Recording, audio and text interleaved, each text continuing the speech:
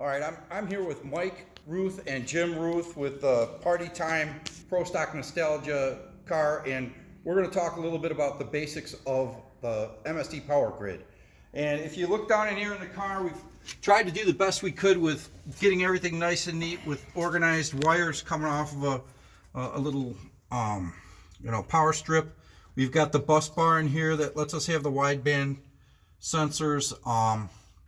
We have an ARC 8000 switch panel in the car that gives us a real nice and neat setup for all of our switches. And we've tried to be as organized as we can with this. The biggest problem most people have with their grid is when they actually don't wire something correctly, and that is very, very important on these things. So now we're going to talk a little bit about the basics of how to get into it and how to navigate through the grid and how to make some basic changes to the settings. So we're going to head over to the computer. All right, Mike.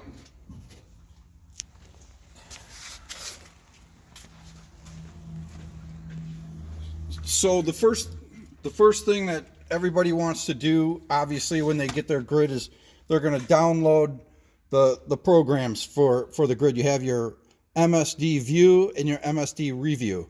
The View is the one that we're going to start with, which basically is going to talk to the grid itself. We have an extension cable that, it's just a USB extension that a lot of people might want to get so they can look at this thing from inside of their trailer.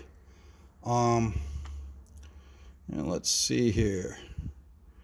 It looks like we're not talking to it right now. Let me double check the connections. I'm going to leave it on. You can pause it. I don't know how to do that. So basically this is, oh, now it just went away again. There it is. So this is telling us that we have our grid available to us. We're going to double click on this. Puts a check mark over here, and then it's going to load up. Now it says disconnected again. We may have a cable issue here. It's inside of the car. It's got a couple of good kinks in it, so that's probably what it is. Okay, so basically what we're looking at here, we're going to go into some of the settings. We don't need to do an upgrade. Our initial settings here, maximum reference timing is 36 degrees. We can see down here when it's green, it means we are connected, we are online. You saw it flash pink just a second ago, that meant disconnected. What they say here you can do is if you start off with an initial 40 degrees of timing, you can set your maximum timing right here of 36 degrees, and you'll want to double check that with a timing light. We have it right now, you set your timing with the crank trigger, but you also have to set the phasing. You also have to make sure at 36 degrees that your rotor is pointing right at cylinder number 1. So this will pull a maximum of 30 degrees out of it.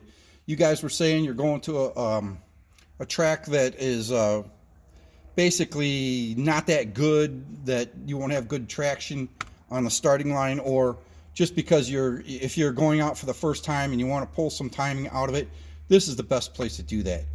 We'll click on this until it's blue. Right now we're going to be able to override it, and we're going to change this. We're going to pull 4 degrees out of it right now. So we're going to say 32. After you put the number in, you have to make sure you hit enter. And now that is loaded into it. That's what your basic timing is set to. Now you have to remember, like when we had it at 36 degrees before, you can never go above that. You can never add more timing. You can only pull timing away. You can only retard the timing with this setup. So again, now we're going to go into ignition timing and take a look at something else here. This shows you 36 degrees here. Actually, this is where we're going to want to take this and change this to our 32. The other one we actually kind of probably want to leave. Did I hit enter? Yeah. So now it's set, because that was where we were at base. That was where it was set up base. So it can never really, it can't go higher than 36.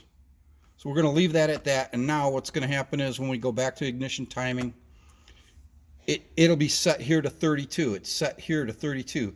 This is a basically a live what's going on in the car. It'll show you your RPMs when it's running. It'll show you right where your ignition timing actually is. From here, you can also pick different things that you want to look at and test different things. We have the launch input up here. If you want to, go ahead and we'll push the clutch and we'll see here. Does that change up there? Did it turn on? That input? No, but we don't have battery either. Oh, we didn't have. Go ahead and flip that on. I don't.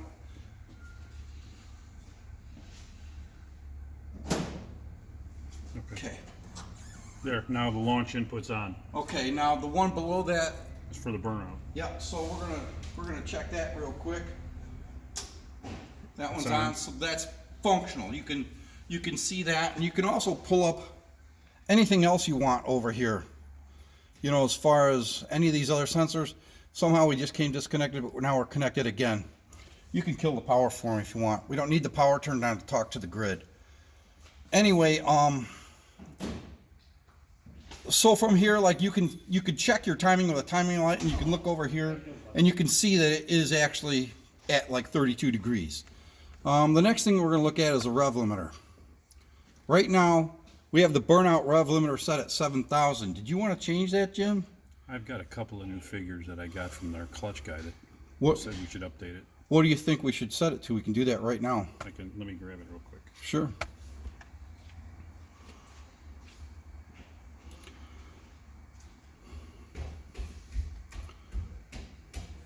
So right now we have the launch rev limit set to 4,000. That's extremely low for this clutch car, but being as we're just doing a little bit of initial testing with it, we can leave it at that.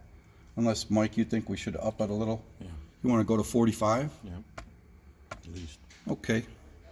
4,500. Enter. Now, right now we have a max rev limit set to 7,000. I believe this car, we are going to want this closer to 8,000. Actually, it should be like 200 over what your max rev limit is. So we're going to go 8,200. Enter. This safety run is, this is something that's very much a problem for a lot of people that just start off with their grid. From the factory, it's set to 9 seconds.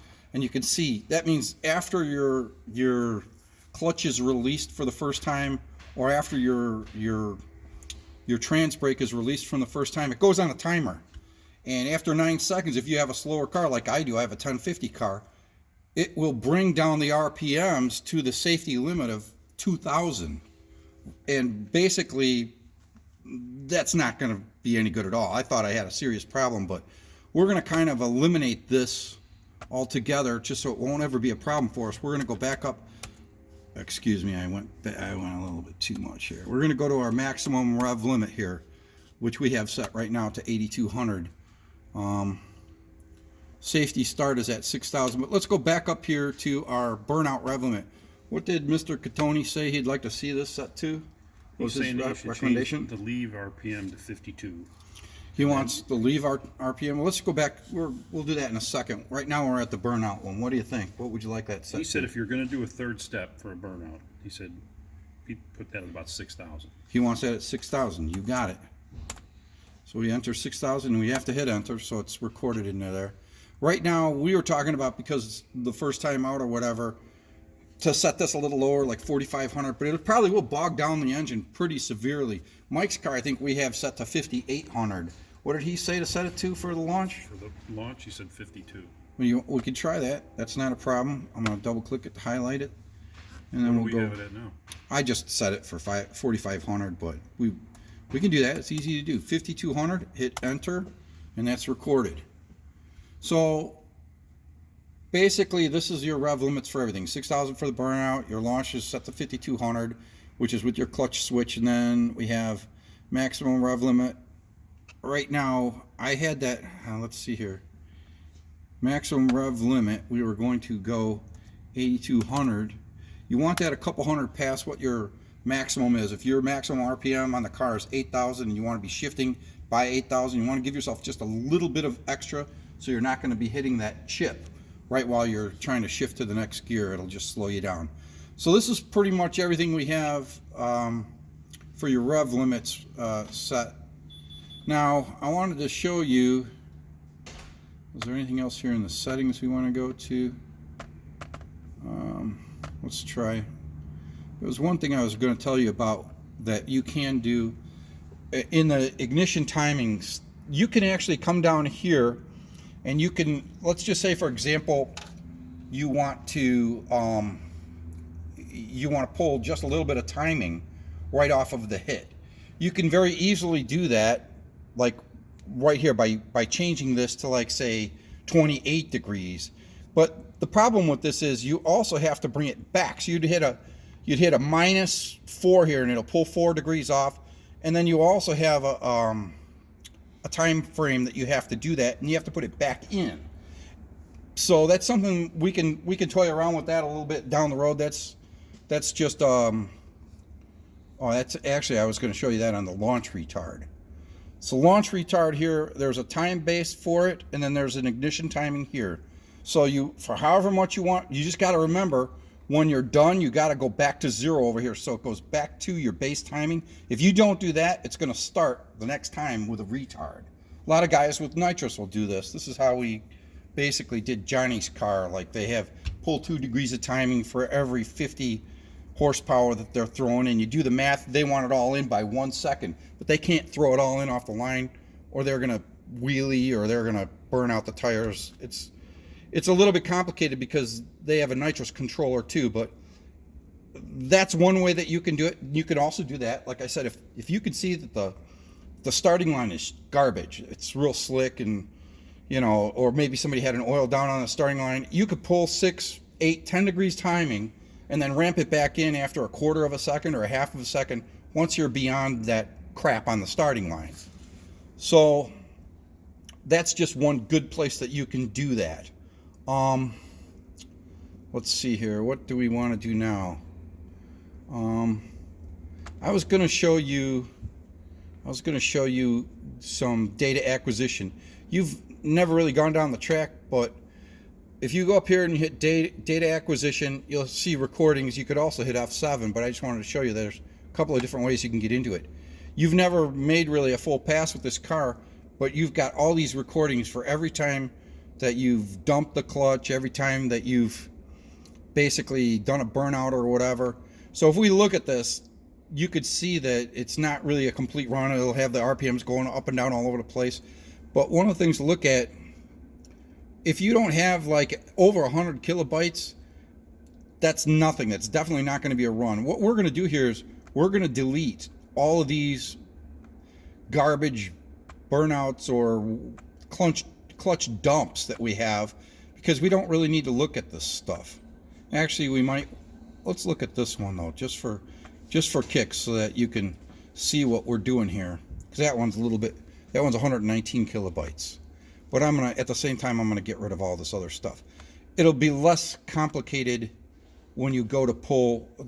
Basically, your last run will be the top line here.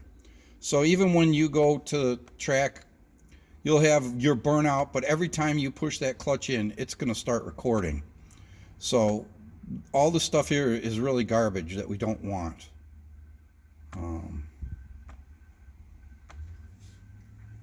Looks like every time the thing was started. Yeah, every time you push the clutch in, you'll have a recording of it. So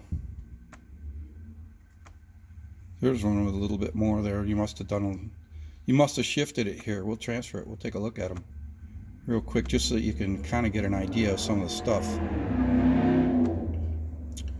This is taking a minute. I wish there was a button you could hit all, but there isn't. It's kind of like this with an automatic car too. If you have to hit the trans brake button to go in reverse, it's going to record every time you let go of that trans brake button. See, it automatically starts to transfer. So now I'm going to do this so you can see what's going on. I hit apply. It's transferring. We only have like 2 or 3 things that we're transferring. This takes a couple of seconds. But then a menu will come up over here where you can enter in the race date, the time of day, the location, whether you're at Cordova or Great Lakes or wherever. And you can take your time slip and you can enter in all these notes over here, basically. And we're not doing that obviously now, and you don't have to do that every time. You may never even go back and refer to it, but it's always really a good idea to at least put the location and the date. Now it's asking me if I really want to delete these, and I picked a bunch to delete, so I'm going to hit yes to all. And this is probably the second of the three that we said we wanted to transfer over. As soon as we're done here, then we'll have the ability to look at these, which aren't really runs, but they're burnouts or whatever you want to call them. I'm going to show you in a minute on Mike's computer a couple of things that we learned about looking back at the run and what we can actually look at on the run. So then it brings up the other program, the MSD Review. So now the other one's basically in the background still running, but you can see here we have all three of those burnouts, whatever you were doing at the time, which it could be the car's just running and idling here, it looks like, but it was recording for a while. This one here, you obviously were up into the RPMs a little bit. You went to 4,000. Up over here, you were at about 7,000, right? That was where we had the rev limit set before, so you were on the chip this whole time. That could have been a nice little burnout in the parking lot or something. Probably the last one. Yeah. So anyway, let's go over here and let's take a look. We'll take a look at Mike's computer now, and we're gonna pull up some of the stuff that we learned about this, and I'm gonna show you how to retrieve the runs. Right now we're in the review program. We fired that up, and what we're going to do is, this is a little bit complicated. You could actually put a shortcut for this, but you're going to go to File, and then Open, and then this is what I think you can see the dates here, 8/24. This is older stuff. This is some of the stuff that we were just looking at. This I think was from last year. This was a pretty good run. I think it was an 8:15 run. So after now you can see the different things that you can actually look at over here. We're going to double click on engine RPM, and it's going to pull up the graph there. One of the things that I like to do, first of all, is get these reference lines out of your way. I've already done it on this one here. You can manipulate what exactly you're looking at by moving this back and forth left to right. You notice the time base on the bottom is 0 to 2, 4. I like to usually put it at like a 1 second increment unless I'm really looking at something like on the very beginning of the run. So I'm going to hit the zoom in, and it's going to change that. We're going to do it again, and now we're 1 second intervals. So we got to come back here and move it back over so you can see the very beginning of the run. What I like to do is I'm going to pull up the launch. So I'm going to double click on the launch, and you can see this is the launch. This is where he's dumped the clutch right here. If I put my cursor right over the line there where you can see right where he was on the rev limiter there, and then I right click, it's going to bring up a little sub menu. I'll come down over here and I'll hit time offset. It's going to ask me, is that a good spot? Yes. I'll hit OK. And now what that does is it moves the 0 point to exactly where you've dumped the clutch, right there. So that's the very beginning of the run. Now we can get rid of the launch, so we're going to right click here and remove that. We no longer need to look at that information. I had already done it, so you didn't see it move over on the line, but it's really nice if you're trying to overlay runs and you're trying to see exactly what happened from one to the next. So you can see on this run here, it drops initially a little bit, and then it started to accelerate up. Mike short shifted a little bit here, but we might have had a little tire spin or something. It's hard to say. That was first gear, and then obviously it comes down here to the very bottom, and this is where your second gear is taken off again, come up over here. We didn't make it to our target 8,000, but you can see it's down here. You can see all this is pretty linear. This is pretty nice how this comes across like this. But now what I'm going to do is I'm going to pull up a couple of other runs that we have in our files. So I'll go back up here to File, go to Open, and now I really don't want anything from this particular date of last year. So you basically got to go, to where the rest of the files are stored. And sometimes it's hard to remember, but it's going to be in documents. It's going to be in MSD. I got to double click that. And then it's going to be in not view, but in review. Double click that. In this folder, they have named 7730. I didn't do that. It was already, that's how they set up. And now you can see the dates for all these other recordings that were made that we have stored on file. The very last one that we did last weekend, I'm going to pull this one up.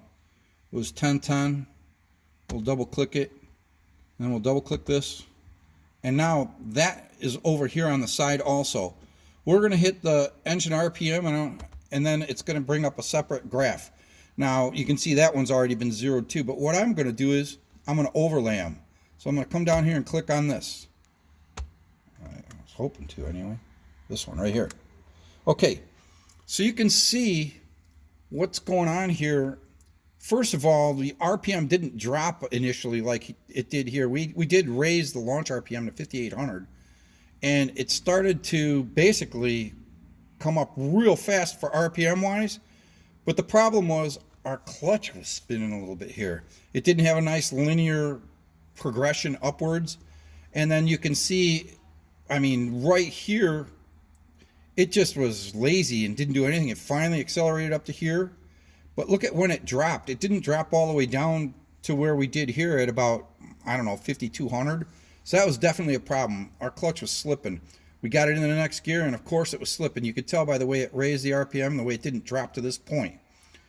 And it did come all the way up, and it obviously wasn't, the clutch wasn't totally wiped out because it didn't go to the moon initially, but it certainly didn't accelerate on a nice linear path like this. So I want to show you now let's get rid of this one altogether. We can right click here where it says engine RPM and just remove that. We can still leave it up over here and go back to it if we want. But then I'm going to come up over here and I'm going to grab another file. I'm going to grab the one from the week before. So we can come up here, go back to documents, go back to MSD, double click that, go back to MSD review, 7730, and now we got to look for that other date. We're looking for a date where we made the run in St. Louis a week ahead of time. That was on the 2nd. On this run, we actually already were having some difficulties with the clutch, but we really didn't realize what was going on. We thought it might have been tire spin. So I'm going to click on this RPM, and you can see here right away, see how it didn't drop right here? It just started accelerating up, and then it made kind of a funky, started to come back down again, and then it went back up again. This right here should have been a telltale indicator that, yeah, we were starting to have some clutch issues, and this, where our RPMs didn't drop all the way down to where they did before. Some people say it's driving through the clutch, but it's really hard to tell when you're in the car pulling levers, and you can see it's really not all that different once we got into third gear, not all that different once we got into fourth gear, but this is a telltale line here too. Instead of being a straight linear line like this green line here, this is an indication that the clutch is going away. One of the other things that we can look at here, I'm going to get rid of this one from a couple of weeks ago. We'll right click on that and remove it. And this is the one that we were looking at initially from last year. I think this was an 815 run or something. And again, you notice that our RPMs are gone from over here because we were overlaying stuff and looking at different things. If you click on that again, it brings the RPMs back up again. But what I'm going to overlay now is we're still trying to figure out exactly where to bring the shift light in because of the reaction of your eyes seeing the light, how long it takes your arm to pull down, how long it actually takes to get in the next gear. You got to give yourself, I don't know, first to second comes really fast. Second to third, not so, as fast. Third to fourth, you have a lot more time. So you can, and that's the other thing we can look at here is where we have the shift light set up for you. On this one here, you can see where the shift light has come on. It never really did come on here. Never came on here. It did come on over here. And this is a perfectly good amount of time for it to come on. That's really not a problem. But Mike's so used to shifting by the seat of his pants that he can almost tell where to shift. Actually, I think this run here isn't even the one that I wanted to look at, but we can also see where the rev limit's active. Rev limit's active initially on the start, but he never hit the rev limit here again. So let me get rid of this. Remove it. Over here on this run, here I'm going to get rid of this one right now. We'll right click on that and remove it. Right here, this was the bottom one. We're going to hit the shift light. You can see how long the shift light was on here, here, and here. We've got it set up so that the shift light will come on when you're basically on the clutch. It knows you're within that range. That RPM there tells you, yeah, this car is ready to launch right now. But this is perfectly acceptable. This is one of those things where, okay, now we know that this was shifted a little too early, so now we can raise that up on the shift light 100, 200 RPM at a time. We're still really learning about that type of stuff, of where it's going to be perfect. That's why I'm trying to communicate with Mike. Okay, did you think you hit the shift light right? Because if you hit it right as fast as you could react to it, now we have to make an adjustment if it's not exactly where we want it to be. So I think